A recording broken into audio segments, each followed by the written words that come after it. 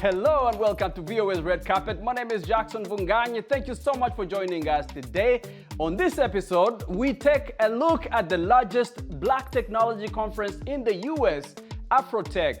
Kenyan breakdancers set their hopes on the Olympic stage, and Nigeria's pidgin language movie Mami Wata aims for the Oscars.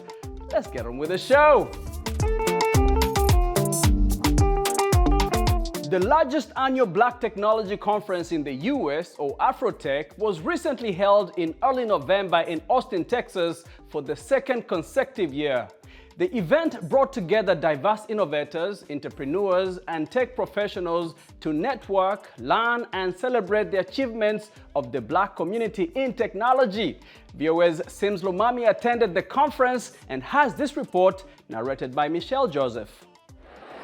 The AfroTech conference was held inside this busy Austin Convention Center where tech companies sought talent and top executives discussed topics like machine learning.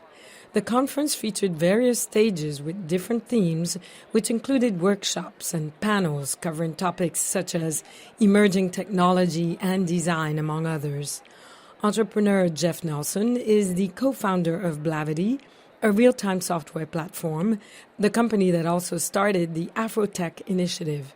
He says the venue isn't just about showcasing technical skills, but allows creative work. I am an engineer. My background is in software engineering, but I have such a creative mind, right? The way I actually think about the world, even coding and engineering, is creatively, right? It isn't just about, well, this is how you write this line of code. I mean, to me, my code is art. The conference featured an expo floor where attendees could meet and interact with representatives from leading tech companies and institutions.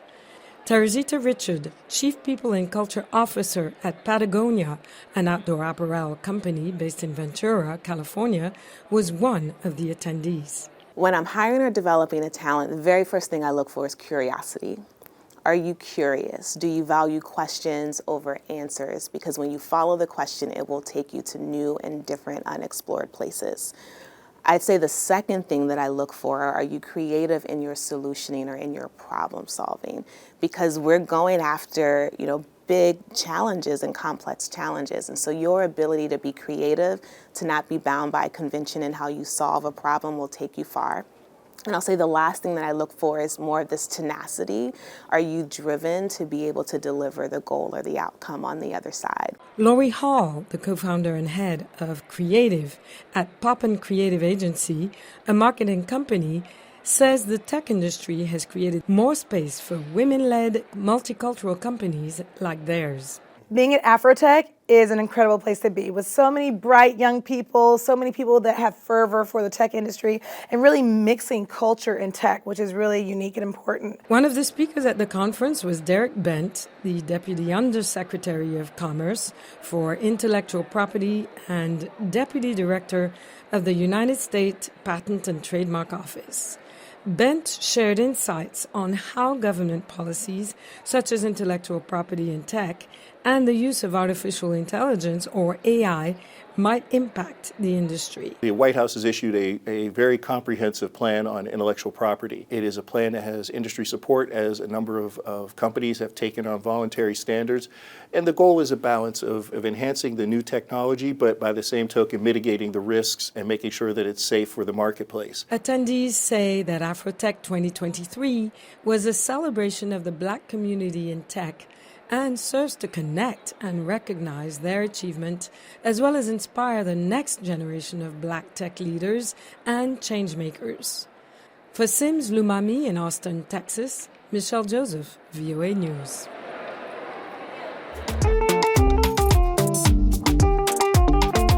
Nigeria has submitted a first-of-its-kind pidgin language film, Mami Wata, hoping that it will be entered for a foreign language Oscar after picking up several awards, including at this year's Sundance Film Festival. Mami Wata, a film which was shot entirely in black and white, is an exploration and creative reimagination of the mythology of a titular mermaid deity of West African folklore.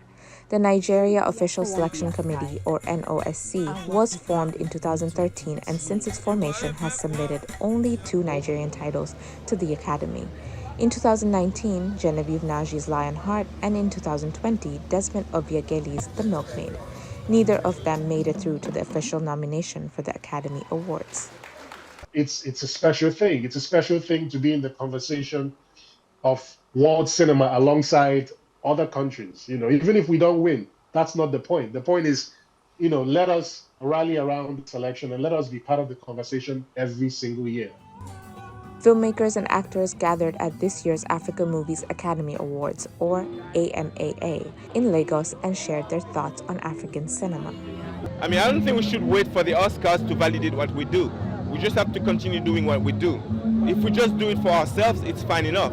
Let's not forget that we're 1.4 billion Africans in Africa. That's a lot of people. We don't need the validation of anybody else. You know what I mean? So it's great if they want to include us, but at the same time, it shouldn't be the goal. In 2020, the Academy of Motion Picture Arts and Sciences, or the AMPAS, announced it would allow films that are primarily in Pidgin English to be eligible for submission. The announcement will open doors for more African films to make it to the Academy Awards for consideration. Mami Wata promises to make it through that newly opened door. That's a language that unites us all as Nigerians. It's not Yoruba, it's not Igbo, it's not Hausa, it's not any of the other languages. Pidgin is peculiar to all of us. And so if it makes it, we all make it.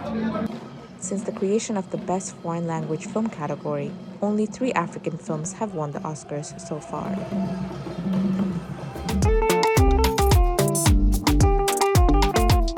An exhibition featuring the work of Simone Lee, one of America's most influential contemporary female artists, is now on display at the Hirshhorn Museum in Washington.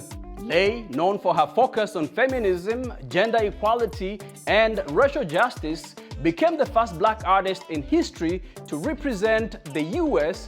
at the Venice Biennale in 2022, where she was awarded the coveted Golden Lion. Maxim Adams has the story. American artist Simone Lee is best known for her sculpture, installation, and performance art. Through her works, she explores themes of Black identity, womanhood, and the African diaspora, and often incorporates ceramics, which she uses to create powerful and evocative pieces that challenge and celebrate the experiences of Black women. It's called Vessel. This is BC, and I actually made it with proportion that I would be able to stand inside of her skirt. So it's perfect. Monumental bronze sculptures, graceful figures in straw skirts, anthropomorphous silhouettes, and giant jars. A solo exhibition featuring the works of Simone Lee opened at the Hirshhorn Museum in Washington, D.C. I understand Simone's work to be about many things, but principally the fact that it centers the stories and the labor, the histories of Black women is incredibly important. And I think Simone's work not only asks us to think about those stories and think about that history, but also to think about the structures that have been built and sustained that have often served to disavow or kind of disregard the stories of Black women. In 2021, Simone Lee's name became known around the globe thanks to a large exhibition at New York's Guggenheim Museum and Lee's collaboration with Garage magazine, where she created a 3-meter-long raffia skirt for actress Zendaya, who was featured on the cover. Lee also became the first Black artist in history to represent the U.S. at the Venice Biennale in 2022, where she won the Biennale's Golden Lion. Sharifa Rose Pitts, the author, this is a portrait of her, and this is the first and only portrait I've made of anyone. The origin of this sculpture is a 20-year relationship. And intellectual engagement with Sharifa and her work. At the center of Lee's work is the strength and independence of Black women, their will and significance in society, blended with the cultures and traditions of the African diaspora. The main materials she works with are ceramics, bronze, and raffia, which is made from the leaves of palm trees. I just feel incredibly fortunate because it's such a diary for me, and to have like these memories in a solid form, I think I'm a very lucky person to have that. In 2023, Time magazine listed Lee among the 100 most influential people in the world, saying, "For generations, black bodies have been stereotyped, marginalized, and commodified. But Simone completely upends that narrative. In doing so, she inspires generations of black women to feel empowered and to situate their experiences as central to American history and culture." The exhibition will be open to the public until March 3rd, 2024.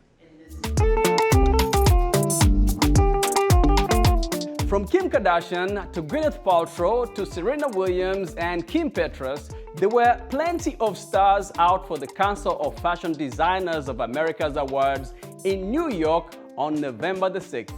Let's take a look. Designers such as Vera Wang and Laura Roach appeared at the awards ceremony at the CFDA held at the Museum of Natural History. According to the press statement, the evening brought together a mix of American designers, brands, and organizations from across the American fashion industry, as well as international brands. Actor Anne Hathaway hosted the award show, helped by numerous famous presenters, including actor Demi Moore and singer Mary J. Blige, who handed out prizes to the CFDA's Best Designer of the Year. The CFDA was founded in 1962, and its award show has been going on since 1980.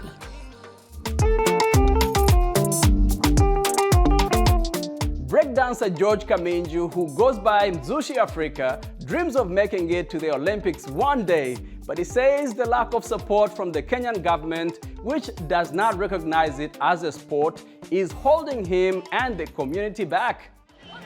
In Nairobi, Kenya, breakdancing is taking off. Breakdancer Mzushi Africa was introduced to the art a decade ago and credits the dance for giving him direction.